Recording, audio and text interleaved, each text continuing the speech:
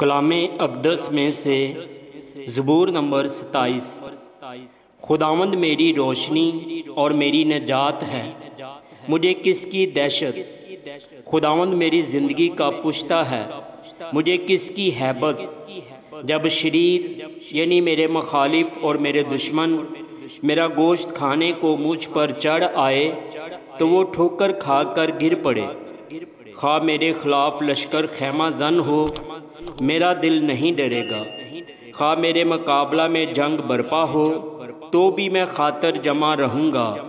मैंने खुदावंद से एक दरख्वास्त की है, मैं इसी का तालिब रहूँगा कि मैं उम्र भर खुदावंद के घर में रहूँ, ताकि खुदावंद के जमाल को देखूँ और उसकी हैकल में इस्तफ़सार किया करूँ।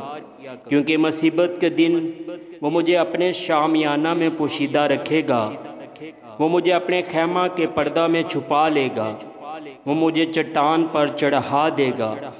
अब मैं अपने चारों तरफ के दुश्मनों पर सरफराज किया जाऊंगा। मैं उसके खैमा में खुशी की कुर्बानियाँ गुजरानूँगा। मैं गाऊंगा, मैं खुदावंद की मदह सराई करूँगा। ऐ खुदावंद मेरी आवाज़ सुन, मैं पुकारता हूँ, मुझ पर रहम कर और मुझे जवाब दे। जब तूने फरमाया कि मेरे दीदार के तालिब हो तो मेरे दिल ने तुझसे कहा, ऐ खुदावंद मैं तेरे दीदार का तालिब रहूँगा। मुझसे रूपोश ना हो, अपने बंदा को कहर से ना निकाल।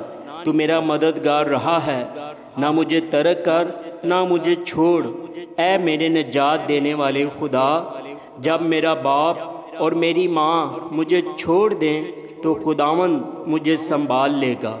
ऐ खुदावंद मुझे अपनी राह बता और मेरे दुश्मनों के सबब से मुझे हमवार रास्ता पर चला।